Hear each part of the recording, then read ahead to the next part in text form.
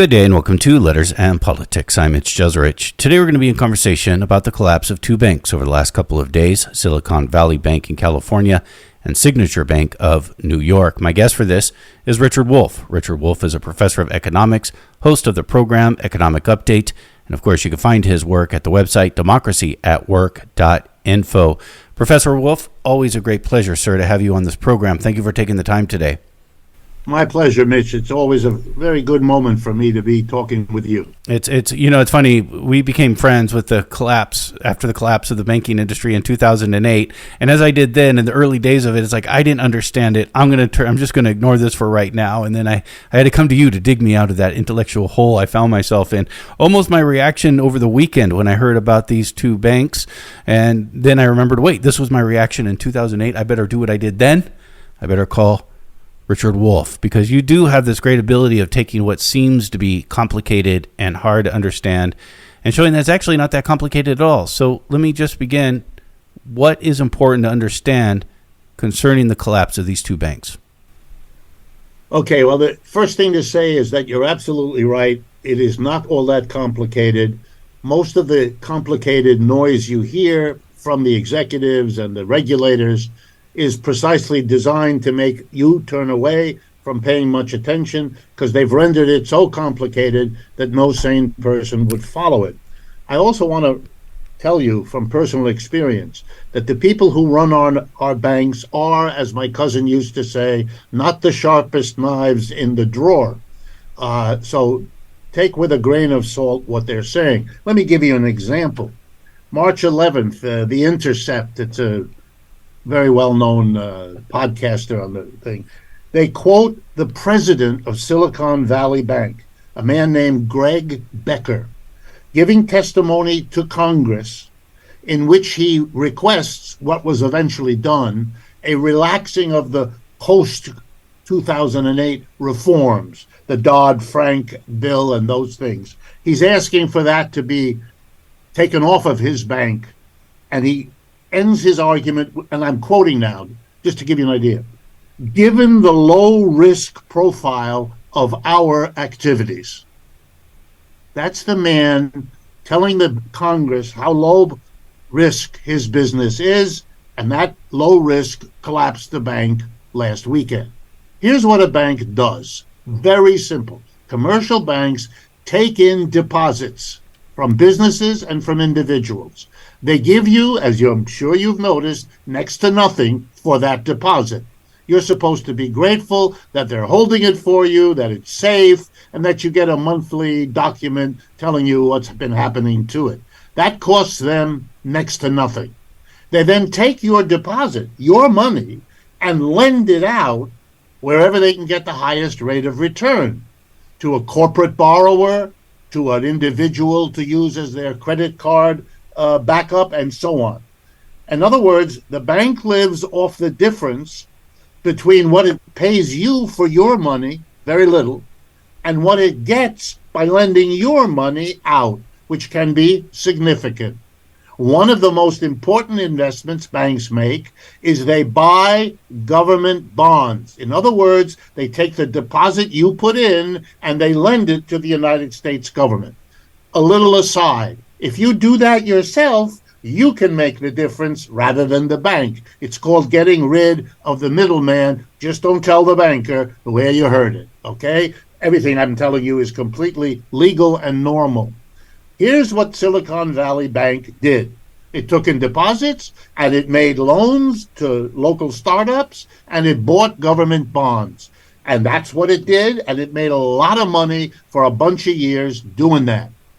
Then starting, as you all know, especially those of you in California, starting some months ago, high-tech encountered difficulties. It laid off hundreds of thousands of its workers in Silicon Valley particularly, but all over.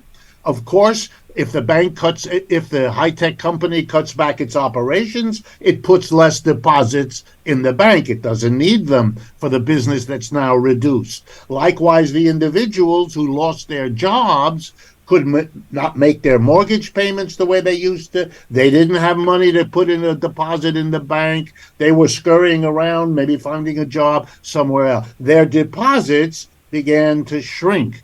Well, there's a problem. If people want their deposits out and new ones aren't coming in, the only place you can go really to give the depositors their money back is to go to the bonds that you purchased and sell them and get the money and give it to your depositor. Just reverse the normal process. Here's the problem. The bonds have a price. When you lend to the government, you get a piece of paper or electronically.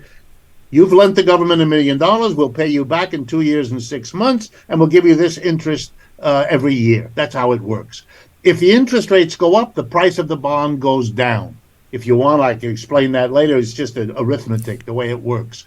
Since the interest rates went up dramatically over the last 8 months, in order why? To fight the inflation that really troubles the American economy, the Federal Reserve decided to raise interest rates. Well, here's what happens, and it's like a human being. If you're not careful, the solution to one problem gives you a bigger problem because of the solution. That's what's happening here. The bonds went down, so the bank didn't have the wherewithal to meet the demands of the depositors who wanted their money back. Then it made a fatal mistake because they're not the sharpest knives in the drawer. The bank went out into the market and said, we need more money. We need more capital. Here's a bunch of shares. What that did, which they should have known, was to confirm in a relatively small number of people who pay folks like me to keep them abreast of what's going on. They said, oh my God, it's worse than we thought. And that began, get your money out. Because the bulk of the deposits there were not insured. So they didn't have the FDIC, the government saying, we will insure. Businesses can't do that the way individuals can. So the businesses began to withdraw, and then the bank collapsed. It did not have enough money in its investments to cover the deposits. It had badly messed up its so-called fiduciary duty. It hadn't managed properly, safely, the money the depositors gave them. That's the classic reason why banks fail, because they haven't done that well. Here's the thing that people have to kind of face, hard as it is. Money is what lubricates a capitalist economy. Money is what we're paid. Money is what we spend to feed ourselves, to clothe ourselves. Money makes the capitalist world go around. And so we all depend on the money system. But what we allow is an enormous influence on the money system is operated by private banks. If you talk to those bankers, they will tell you, and this is honest, we're in business to make money. We're in business to make a profit. That's what, if we make a profit, we move up the chain, we get more respect, we get more money. And if we don't make a big profit, we are disreputable. Okay. We've now arranged for a system that we all depend on, that our society and our economy depend on, but we've placed it in the hands of the people who do not do business according to what the society needs, according to what we as a people need. They're busy making money for their bank. And the person who tells you that if we, each of us, make money for ourselves, magically it'll all work out the best for everybody, well, that's a person you should have a short conversation with, because they're nuts. And people who quote Adam Smith forget that all the times he talked about how capitalists will screw you if you give half a chance. So that part we forget. We remember, God's invisible hand taking us around. It's not invisible. Whatever else you think of God, the truth of the matter is, if you put your financial affairs in the hands of a banker, he will do a good job of making profit for the bank. That's his reward system. That's his punishment system. And we're seeing the results of that. They did what was good for them. They made a lot of money.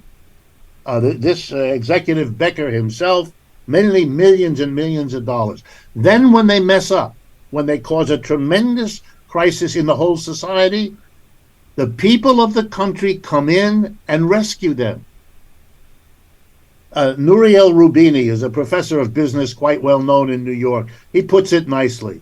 We are a system in which profits are privatized and the costs are socialized. So in comes the society as a whole, the government, bails out this bank, bails out the signature bank, comes in and says really bizarrely, there's a limitless amount of money that the Federal Reserve will give to any bank having trouble returning money to the depositors.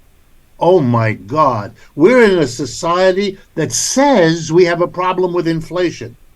If you have a problem with inflation, opening the Fed window to limitless amounts of money is the equivalent of trying to put out a fire by pouring kerosene on it. That's not going to end the fire. That's going to make it flare up.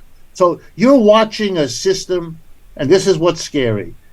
It's got too many problems converging at the same time. What it does for one worsens the other. It raised interest rates to stop an inflation. It got a bank crisis. It offsets the bank crisis by opening the Fed window. Whoops, that worsens it. This is impossible. And we're watching a society implode. There's really no nice word for this. Every foreign company and individual who has put money in the United States over the years because it's safe, because it's stable, all that's gone. And those people are moving their money out. And it's going to change everything in this country. And the response of our leaders to blame each other is so pathetically inadequate to the problem that it really makes everything worse. It is being reported and being said, this comes from the president himself, that it's not taxpayer money that will be used to make sure everyone who had money in these banks or get their money, but it's through some kind of a loan. Yeah, yes, this is always wonderful. Here are the problems. The FDIC may have to insure all kinds of people who had bank accounts that are insured. And the FDIC doesn't have all that much money. And so there's almost certainly going to be, if not exhausting the money it has, it's going to seriously reduce it. So the first thing the FDIC will do, which it has the legal right to do, is raise the tax it puts on banks. Banks have to pay in to this fund to get the insurance that they can offer their depositors, okay? And guess what the banks are going to do when they have to pay that extra fee? They're going to take it out on all the rest of us. You don't call it. So it's going to be passed down. That's right. You don't call it a tax, but it has exactly the same effect. Number two, if this open-ended loaning out at the time of the inflation makes the inflation worse or makes the inflation last longer, that too is a tax on the American people. Why? Because the inflation rate is markedly higher than the increasing rate of wages and salaries. So every minute that this inflation continues, and now it will either get worse or last longer, or both, is going to be another form of squeezing the American. And finally, he can't know what he says. Our presidents are like that.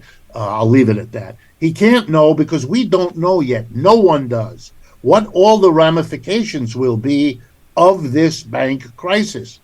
As I'm speaking to you, mid-level banks, which is what they're called, not the mega banks like Bank of America or Wells Fargo or those, but the middle-level banks are in terrible trouble. Everybody's pulling their money out. No one believes this government anymore. Another sign of how bad this is the very belief. So they're pulling their money out and putting it in the big banks who don't need it. But the little banks serviced a large part of the American economy, particularly medium and small businesses. They're going to have all kinds of difficulties for the unknown future that we're facing. The government will be called in to help them. At that point, he'll have to bring in the taxes. So the promise that no taxes will be involved is a promise he's not in a position to make. He couldn't possibly know, no one does, how these ramifications play out and what solutions for the problems they create will be found. My guess, you bet we'll be using taxes, and probably in big amounts, pretty soon, just like we did in 2008 and 9. The reading that I have done on the reporting about this, and it's not exhaustive, and I'm still trying to wrap my head around all of this. But the sense from the reporting I have read is that the people that they talk to anyway, seem to think that this has been contained, that this won't be a bigger problem throughout the system. But what I'm hearing from you is you may not disagree. You may not agree with that. It's not so much that I agree it's not so much that I agree or I disagree. It's that you can't know. I mean, if I told you definitely it's not contained, that would be as unjustified as they're saying to you it is. I hope it's contained. They hope it's contained. But that's all it can be at this point. I don't want to bore people, but I could show you that in 2007, as we were beginning to see mortgages fail, everyone up to George Bush, the president, assured us this was a limited problem. It had been contained. They assured that us all through the latter half of 2007, through the first half of 2008. Only in the autumn, basically August, when Bear Stearns collapsed, and then it became clear. No one knows now. There's a bank in Europe, one of the greatest banks in the world, called Credit Suisse. Credit Suisse is on the edge, and it was before this. Everyone wonders, banks that were okay but on the edge, will this be the straw that breaks the proverbial camel's back? Will this take Credit Suisse over? And we all noticed, those of us who pay attention, that Credit Suisse over the weekend admitted it's having more problems than it thought. We already knew it has a lot of problems. The regulations over there are tighter than here, so we were able to know. But Mr. Biden cannot make the promise he made. That's all I can tell you. It's not feasible at this point to know what the problems are, let alone what tax-based solutions will be chosen by this government. I do want to go back to something you said earlier, and that was the steps that led to the collapse, especially of the Silicon Valley Bank, which I think, it's a Bay Area bank, and I bet you most folks here in the Bay Area have never heard of this bank. But nonetheless, the steps that occurred before, because most of us did hear about these major cuts to jobs in the tech sector at the beginning of the year. And of course, we've also had interest rises, the interest rate rise because of inflation. These were important steps that led to this. Absolutely. The decline in the high-tech employment should have been an immense warning. Sirens should have gone off above San Francisco and throughout the peninsula.